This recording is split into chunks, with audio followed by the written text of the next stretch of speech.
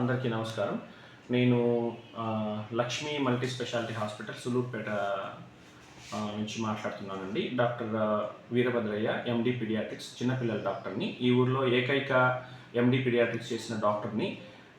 సులూర్పేట పరిసర ప్రాంతాల వారికి వినాయక చవితి శుభాకాంక్షలు. అందరికీ చిన్నపిల్లలకు సంబంధించిన అన్ని రకాల జబ్బుల్ని ఇక్కడ ట్రీట్ చేస్తున్నాము. ముఖ్యంగా పురిటి బిడ్డల్ని ఎక్కువగా చూస్తున్నాము. వాటికి సంబంధించిన టీకాలన్నీ కూడా వేస్తున్నాము. ఈ అవకాశాన్ని అండ్ ఈ వీటిని అందరూ సద్వినియోగం చేసుకోవాల్సిందిగా కోరుచున్నాను. Thank you sir. చిన్నపిల్లలు ఎక్కువగా ఏడుస్తారు కదా, వాళ్ళు చెప్పలేరు కదా, అప్పుడు అది ఎందువల్ల? చాలామంది పల్లెటూరులు ఏంటంటే వాళ్ళు ఎందుకు ఏడుస్తున్నారో తెలియదు కదా, అది ఎందువల్ల? చిన్నపిల్లలు అంటే చాలా రకాల కారణాలండి ఏడ్చేదానికంటే. మొదటిది వాళ్ళు పాలు పట్టించిన తర్వాత భుజం మీద వేసుకుని తట్టడము, అవన్నీ కరెక్ట్గా చేసుకోవాలి.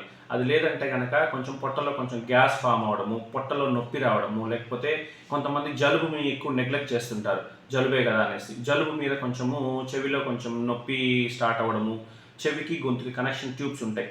సో ఈ చాలా రకాల కారణాలు ఉంటాయి.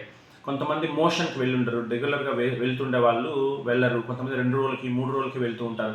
ఇలాంటి చాలా రకాల కారణాలు ఉంటాయి. అవేంటంటే చిన్నపిల్లలు మొదటి సంవత్సరం పిల్లల్ని మాత్రం మొదటి రోజు 2వ రోజులోనే ఏ ఇబ్బంది వచ్చినా కూడా చిన్నపిల్లల డాక్టర్ని సంప్రదించి వాళ్ళ సలహాలు తీసుకోవడం మంచిది.